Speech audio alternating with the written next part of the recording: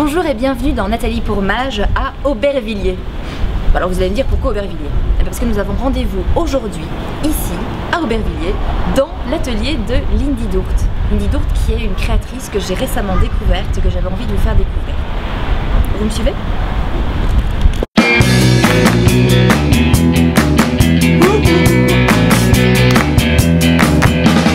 Listen to the fever of a glitter bomba. Listen to the tingle of a sweetest bomba.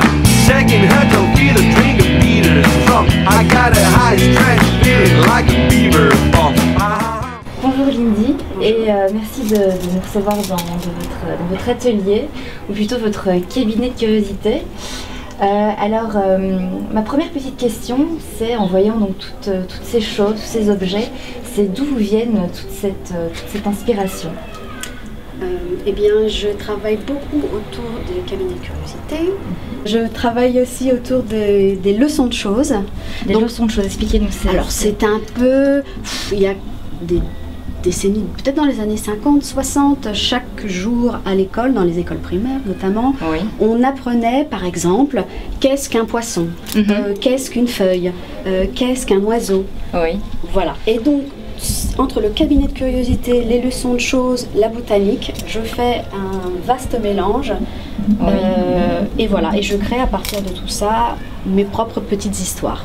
Des petites histoires, vous racontez des histoires avec vos créations, vos objets. Alors je vois que vous faites aussi des petits bijoux, des petites broches, des petits colliers avec... Tout ça est fait en tissu? Oui, exactement. Vous avez... Alors, je travaille différentes matières. Pour ce genre de bijoux là, que vous êtes en train ici de regarder, il s'agit de transfert d'images sur de la grosse toile de coton qui est après donc découpée et puis cousue, rembourrée. Tout ça, vous le faites vous-même?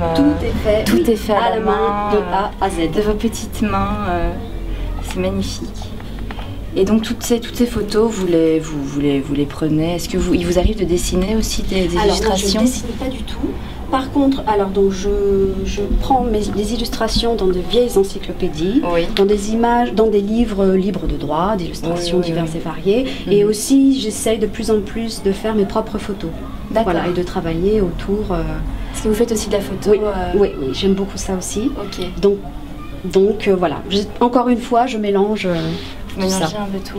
Ça, ce sont des broches ou ce sont... Alors, ce sont des broches. Elles n'ont pas leur pic encore pour leur monture. Oui. Mais oui, ce sont des broches. Moi, j'étais aussi très intriguée par ça. Ce sont deux écorchés. Deux écorchés? Oui. Et je peux peut-être vous faire la manipulation. Et donc, moi, j'ai eu envie d'en faire quelque chose d'un peu ludique, on va dire. Parce que chaque pièce se décroche et révèle une autre illustration. Ah oui. Et un autre. Mais il y a même aussi la tête. La tête aussi, oui. Ah oui, donc on lui coupe la tête là. Exactement. Qu'est-ce qui vous a donné envie justement de faire voilà, ces objets écorchés En fait, j'ai commencé mon travail donc en explorant vraiment l'univers de la fleur, donc de la botanique. Et au fur et à mesure que j'ai, donc par exemple le jardin des plantes, qui est un lieu que j'adore, voilà, où d'abord j'ai découvert les fleurs, donc ce monde-là, et puis au fur et à mesure j'ai découvert que dans ce genre d'endroit et dans des musées d'histoire naturelle, voilà, on pouvait aussi, donc il y avait aussi tout l'univers de l'anatomie qui était présent.